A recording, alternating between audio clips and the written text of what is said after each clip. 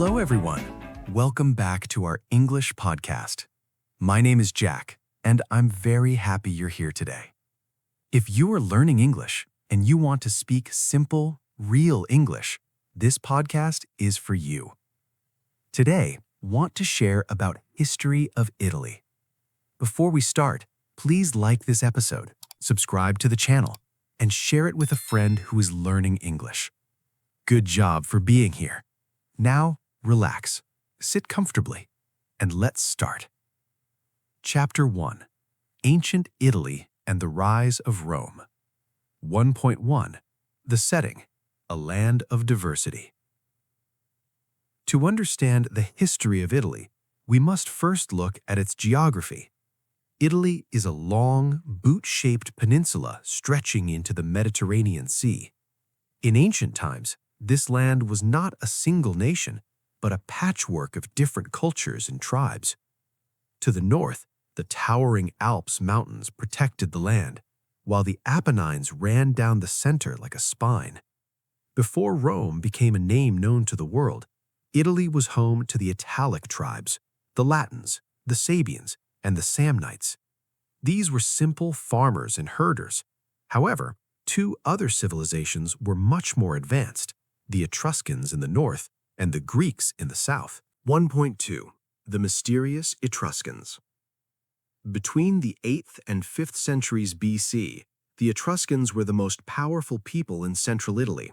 They were skilled engineers, wealthy traders, and talented artists. They built cities with organized streets and complex drainage systems. The Romans learned a great deal from the Etruscans.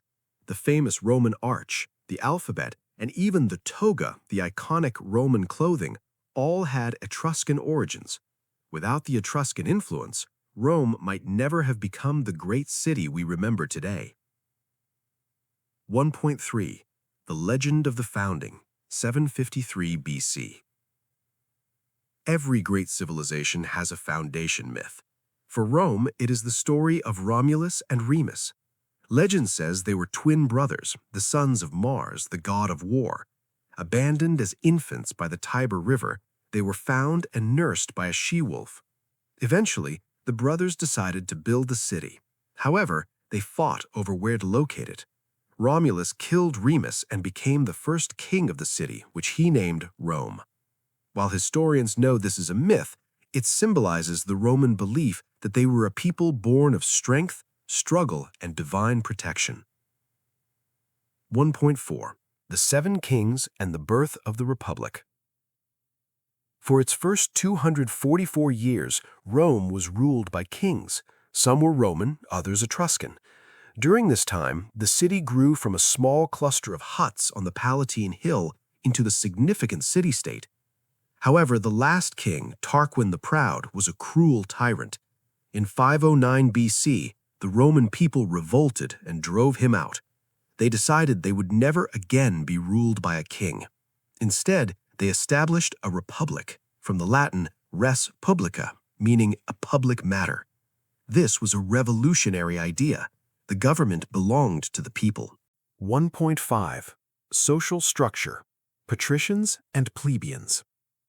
Early Republican Rome was divided into two main social classes: patricians, the wealthy aristocrats and landowners who held all the political power, and plebeians, the common people, farmers, artisans, and merchants, who made up the majority of the population. For centuries, the plebeians struggled for more rights. This conflict of the orders eventually led to the creation of the 12 Tables, the first written laws of Rome. These laws were displayed in the Forum for everyone to see, ensuring that justice was not just a tool for the rich. 1.6. Conquering the peninsula.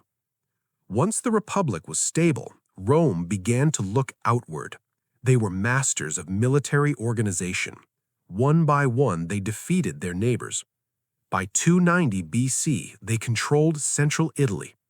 By 272 BC, they defeated the Greek colonies in the south. Rome did something unique with the people they conquered. Instead of making them slaves, they often made them allies.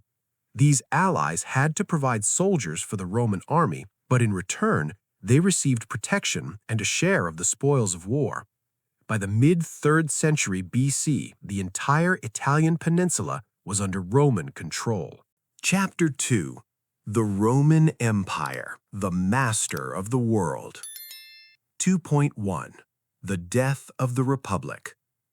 As Rome conquered more lands around the Mediterranean, its government, the Republic, began to struggle. Powerful generals started to compete for control. The most famous of these was Julius Caesar. He was a brilliant military leader who conquered Gaul, modern-day France. When he returned to Rome, he took absolute power and was declared dictator for life. However, many senators feared he wanted to become a king. In 44 BC, on a day known as the Ides of March, Caesar was assassinated. His death led to years of civil war, ending the Roman Republic forever. 2.2. Augustus, the first emperor. From the ashes of the Civil War rose Caesar's great-nephew, Octavian. After defeating his rivals, he took the name Augustus and became the first official emperor of Rome in 27 BC. Augustus was a master of organization. He didn't call himself a king. Instead, he used the title princeps, or first citizen. Under Augustus, Rome entered a long period of stability and prosperity known as the Pax Romana, or Roman peace. This golden age lasted for nearly 200 years. 2.3. Life in the imperial city. At its height, the city of Rome had over 1 million residents. It was the center of the world. The emperors kept the people happy with a policy called bread and circuses. This meant they provided free grain and spectacular entertainment. The most iconic venue for this entertainment was the Colosseum, a massive stone amphitheater that could hold 50,000 people. Here, Romans watched gladiator battles and even mock naval battles. Nearby was the Circus Maximus, where thrilling chariot races were held. These events were essential for keeping the restless population under control. 2.4. Engineering and architecture. The Romans were perhaps the greatest engineers of the ancient world. They perfected the use of the arch and concrete, allowing them to build massive structures that still stand today. One of their greatest achievements was the aqueduct system. These were long stone bridges that used gravity to carry fresh water from the mountains directly into the city's fountains and public baths. They also built a network of over 50,000 miles of paved roads. These roads were so well made that it was said, "All roads lead to Rome." 2.5. The spread of Christianity. During the 1st century, a new religion began to spread within the empire, Christianity. At first, Christians were persecuted because they refused to worship the Roman gods. They had to meet in secret, often in underground tunnels called catacombs. However, the religion grew rapidly among the poor and the oppressed. Everything changed in 313 AD when Emperor Constantine issued the Edict of Milan, making Christianity legal. Eventually, it became the official religion of the empire, changing the course of Western history. 2.6. The decline and fall, 476 AD. No empire lasts forever. By the 3rd century, Rome faced many problems: economic inflation, corrupt leaders, and constant attacks from Germanic tribes to the north. To manage the chaos, the empire was split into 2 halves: the Western Roman Empire, based in Rome, and the Eastern Roman Empire, based in Constantinople. In 476 AD, the last Western emperor, a boy named Romulus Augustulus, was overthrown by a Germanic chieftain. The eternal city had fallen, and Italy entered a dark and fragmented period known as the Middle Ages. Chapter 3. The Middle Ages and the Power of the Church. 3.1. The Dark Ages. After the fall of the Western Roman Empire in 476 AD, Italy entered a period often called the Middle Ages. For many years, people thought of this as the Dark Ages because the glory of Rome had faded. But in reality, it was a time of great change and the birth of new ideas. Italy was no longer a single empire. It became a battlefield for different tribes and powers. The Ostrogoths, the Lombards, and the Byzantines all fought for control of the beautiful Italian peninsula. 3.2. The Rise of the Papal States. With no emperor in Rome to protect the people, the Bishop of Rome, known as the Pope, became more than just a religious leader. He became a political leader. In the 8th century, a powerful Frankish king named Pepin the Short gave a large area of central Italy to the Pope. This land became known as the Papal States. For the next 1,000 years, the Pope was not just the head of the Catholic Church, but also a king with his own army and laws. This made the Church the most stable and powerful institution in all of Europe. 3.3. Charlemagne and the Holy Roman Empire. In the year 800 AD, on Christmas Day, a historic event took place in Rome. Pope Leo III crowned the Frankish king Charlemagne as the Emperor of the Romans. This was the beginning of the Holy Roman Empire. It was an attempt to bring back the unity of ancient Rome under the protection of the Church. Although the empire was mostly centered in Germany, its heart and soul were always connected to Italy and the Pope in Rome. 3.4. The feudal system in Italy. Like the rest of Europe, Italy adopted the feudal system. In this system, land was power.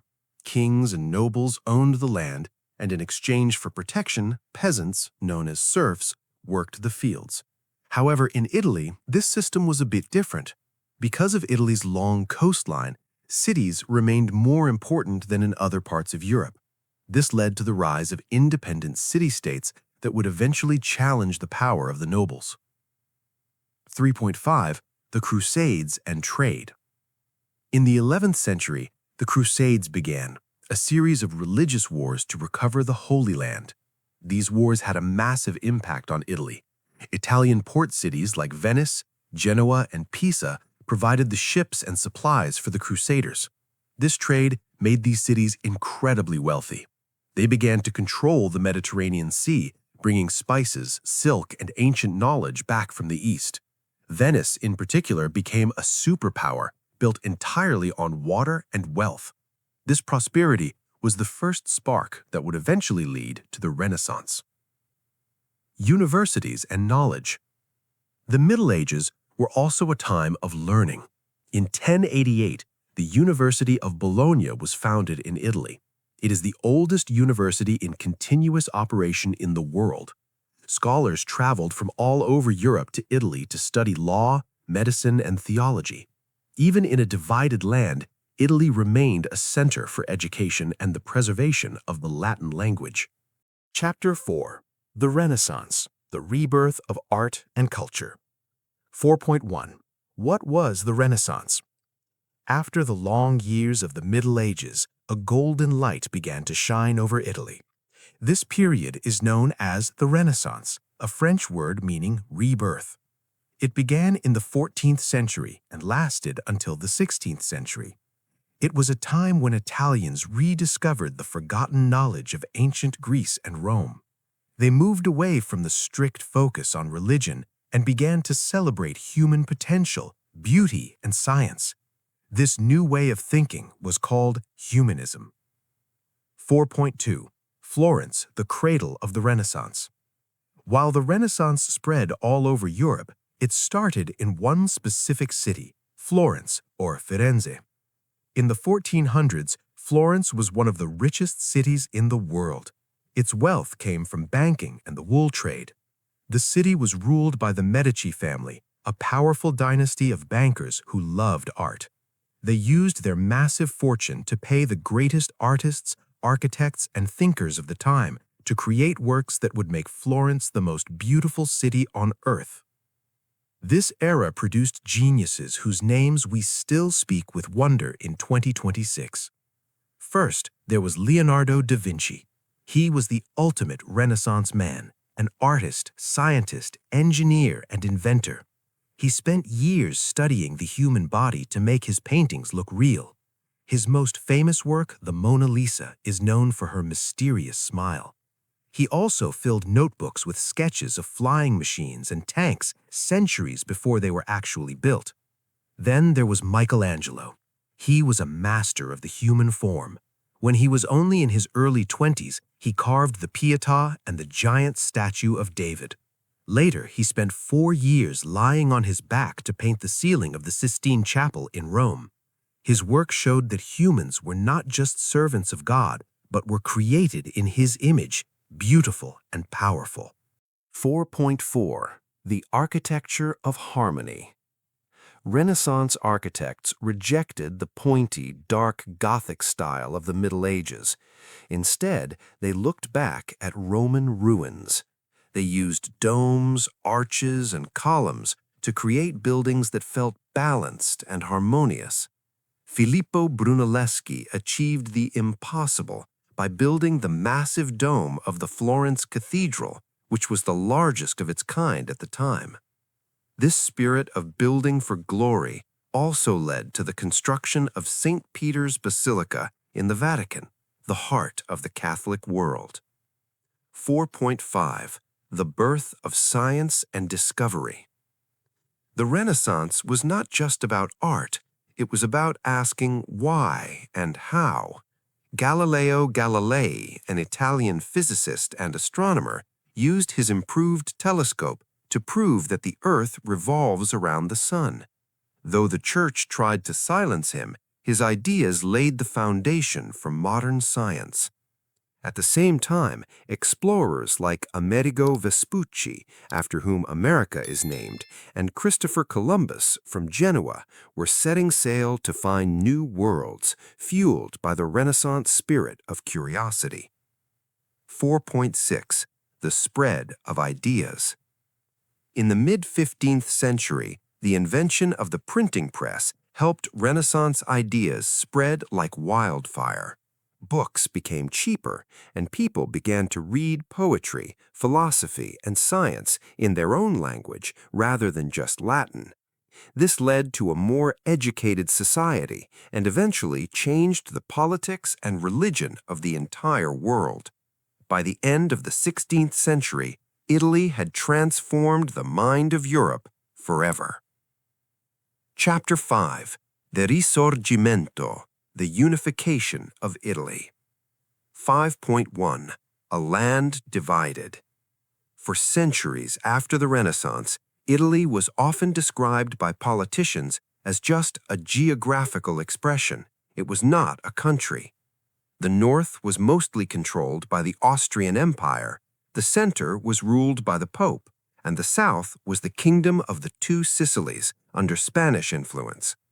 Italians spoke different dialects and had different laws, but in the early 19th century, a dream began to grow in the hearts of the people, the dream of Risorgimento, which means the resurgence or rising again.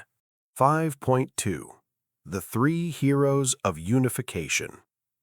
The story of how Italy became one nation is the story of three very different men. Giuseppe Mazzini, the Soul. He was a writer and a revolutionary. He founded a secret society called Young Italy. He spent much of his life in exile, but his words inspired millions of Italians to believe that they deserved to be free and united. Camillo di Cavour, the Brain. He was the prime minister of Piedmont, Sardinia, a powerful kingdom in the north. He was a master of diplomacy. He knew that Italy couldn't defeat Austria alone, so he made clever alliances with France to win back northern lands. Giuseppe Garibaldi, the Sword. He was a legendary soldier. In 1860, he led a small army of 1,000 volunteers known as the Red Shirts. They landed in Sicily and, against all odds, conquered the entire south of Italy to hand it over to the cause of unity. 5.3. The Birth of the Kingdom, 1861. In 1861, after many battles and political deals, the Kingdom of Italy was officially proclaimed. Victor Emmanuel II, the King of Piedmont Sardinia, became the first king of a united Italy. However, the map was still not complete. The beautiful city of Venice was still under Austrian rule, and Rome was still ruled by the Pope, protected by French soldiers. 5.4. Rome, the final piece of the puzzle. Italians felt that without Rome, the country had no heart. In 1870, when France was busy fighting a war with Prussia, they withdrew their soldiers from Rome. Italian troops quickly moved in and captured the city. The Pope retreated into the Vatican, and Rome was declared the capital of Italy. After more than 1,300 years since the fall of the Roman Empire, the Italian peninsula was finally under one flag again. 5.5. Challenges of a new nation. Unifying Italy on a map was easier than unifying the people. A famous politician once said, "We have made Italy, now we must make Italians." The North was industrial and wealthy, while the South was agricultural and poor. Many people in the South felt ignored by the new government, leading to years of social tension and emigration. Millions of Italians began to leave their homes, traveling to America, Argentina, and Brazil in search of a better life. This created the massive Italian diaspora we see across the world today. Chapter 6. Modern Italy, from World Wars to the Republic. 6.1. Italy and the First World War. At the beginning of the 20th century, Italy was a young nation still trying to find its place in Europe. When World War I broke out in 1914, Italy at first remained neutral. However, in 1915, they joined the Allies, Britain and France. The war was brutal, especially in the cold, snowy peaks of the Alps. Although Italy emerged as a winner, the cost was terrible. Over 600,000 soldiers died, and the country was left with high debt and social unrest. 6.2. The Rise of Fascism and Mussolini. In this time of chaos, a new and dangerous ideology appeared: fascism. Its leader was Benito Mussolini, a powerful speaker who promised to bring order and return Italy to the glory of the Roman Empire. In 1922, after the March on Rome, Mussolini took power and became a dictator known as Il Duce. Mussolini controlled every part of life: schools, the press, and the economy.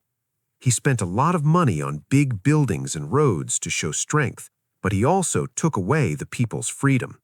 His biggest mistake was forming an alliance with Adolf Hitler and Nazi Germany. 6.3. World War II and the Resistance. Italy entered World War II in 1940 as part of the Axis powers. But the war was a disaster for the Italian people. Cities were bombed and food was scarce. By 1943, the Allies invaded Sicily and Mussolini was removed from power. This was a time of great division. While the South was liberated, the North remained under German occupation. Brave Italians, known as partisans, fought a secret war against the Nazis. This resistance movement is a very proud part of modern Italian history, symbolizing the fight for freedom. 6.4. Birth of the Republic, 1946. After the war ended in 1945, Italy had to decide its future. On June 2, 1946, for the first time in history, Italian men and women voted in a national referendum. They had to choose between keeping the king or becoming a republic. The people chose the republic. The royal family was sent into exile and a new constitution was written. This day, June 2, is still celebrated today as Festa della Repubblica, Italy's national day. 6.5. The economic miracle and beyond. The 1950s and 60s are known as the Il Sorpasso, or the economic miracle. With help from the Marshall Plan, Italy transformed overnight. It moved from being a poor farming country to one of the world's leading industrial nations. Brands. This was the era when names like Ferrari, Fiat, Armani, and Prada became world famous. Lifestyle. Italy became the center of fashion, cinema, the era of La Dolce Vita, and design. European Union. Italy became a founding member of the European Union, helping to build a peaceful and united Europe. 6.6. Italy in 2026, a living museum. As we stand here in 2026, Italy is a country that lives between its glorious past and a modern future. It has the most UNESCO World Heritage Sites in the world. From the ruins of Rome to the fashion runways of Milan and the technology hubs of the North, Italy continues to inspire the world. Its history is a reminder that even after the darkest times, there is always a renaissance waiting to happen. The eternal journey of Italy. Reflecting on the eras. We have reached the end of our incredible journey through the history of Italy. Let us pause for a moment and look back at the path we have traveled. We started in the ancient mist of Chapter 1, witnessing the birth of Rome from a small village to a powerful republic. In Chapter 2, we saw the Roman Empire at its peak, the master of the world, building roads and monuments that still stand today. Then came the transition in Chapter 3, where the light of the empire faded, but the power of the church rose, keeping civilization alive through the Middle Ages. In Chapter 4, we celebrated the Renaissance. We walked through the streets of Florence with Leonardo and Michelangelo, witnessing a time when human creativity reached the stars. But a divided Italy was a weak Italy. So in Chapter 5, we followed the brave hearts of the Risorgimento, Mazzini, Cavour, and Garibaldi, as they fought to bring all Italians under one green, white, and red flag.